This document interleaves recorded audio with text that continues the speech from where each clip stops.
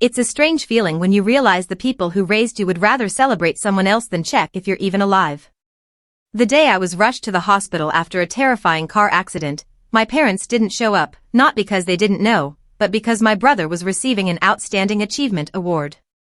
As I lay there, bruised and broken, the only thing that hurt more than my injuries was knowing I wasn't their priority. But they had no idea what their decision would cost them. Growing up, my brother Ethan was the family's golden boy. Straight A student, sports captain, the one everyone bragged about at family gatherings. I was always the quiet one, the background noise in our family story. Whenever I achieved something, it was treated like a lucky accident. But if Ethan so much as breathed, it became a family event. I never complained. I thought that maybe one day, they'd see me differently, not as second best, but as their other child. I couldn't have known how painfully wrong I was until the night everything changed. It was late, and I was driving home from work in heavy rain. A speeding truck lost control and slammed into my car's side. The impact crushed the door, twisted metal scraping against my leg. I blacked out before I even saw the airbag deploy. When I woke up in the hospital, confused and in pain, I reached for my phone. Dozens of messages, none from my parents. The nurse told me my emergency contacts had been called. Hours passed, yet no familiar face appeared. When the doctor mentioned my parents said they were busy, something inside me broke. Busy. While I lay half-conscious, bleeding, they were attending Ethan's award ceremony. The next morning, they finally arrived, dressed elegantly, carrying Ethan's trophy as if it was some kind of justification. My mother smiled faintly and said, "We came as soon as the ceremony ended." My father followed with, "You're fine now, right?" I stared at them, speechless. My mother even tried showing me photos from the event, saying how proud they were. Not a single "I'm sorry." Not a single sign of guilt. That's when I realized their love was conditional. It existed only when I made their lives convenient. So I stopped chasing it. I healed slowly, both physically and emotionally. I refused to let them drive me home. My friend Sarah helped me recover, offering support I never got from my own family. While I was bedridden, I began reflecting on my life, all the years spent trying to earn their approval. That accident opened my eyes. If I was ever going to have peace, I had to stop trying to belong where I never did.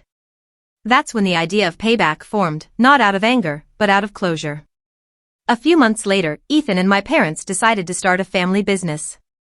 They wanted me to join since I had accounting experience. I agreed, but with a plan. They wanted me to handle all the paperwork and registration, trusting me completely. I carefully read through every clause and quietly made myself the major shareholder with full decision-making power. They didn't even notice. While they bragged about our business, I invested strategically, streamlined expenses, and turned it profitable in weeks. They thought they were using me, but I was building leverage. My revenge wasn't loud, it was smart. As the business flourished, so did their greed. My parents started demanding more money for family reasons. Ethan wanted to use company funds to sponsor another award program in his name. That's when I executed my plan. I called a meeting, presented the ownership documents, and calmly announced that I owned 70% of the company. The silence that followed was delicious. My father's face turned pale, my mother gasped, and Ethan looked like he'd been slapped. "I guess being the unimportant child has its perks," I said. Then I asked them to vacate the premises, immediately. They tried to fight back, claiming it was unfair, but all the paperwork was legally airtight. Ethan lost his funding, my parents lost their family empire, and I finally gained something I never had before, control. Word spread fast among relatives, and everyone who once praised them began whispering about how they lost everything to the child they ignored. My parents tried to guilt-trip me, but I stayed silent. Eventually, they stopped calling. And for once, the silence felt peaceful, not lonely. I didn't destroy them out of hate, I simply gave them what they gave me, indifference. Months later, Ethan reached out. He apologized, not because he lost money, but because he realized how deeply our parents' favoritism had poisoned us both. We met, talked, and decided to rebuild our relationship as brothers, not competitors.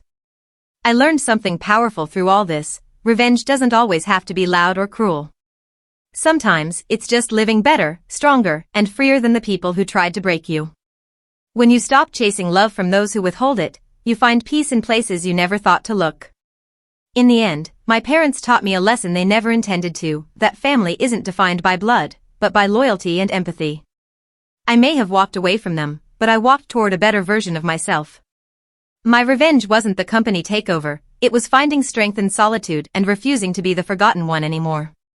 They chose to miss my accident, but they also missed my rise. And that, more than anything, was the real payback.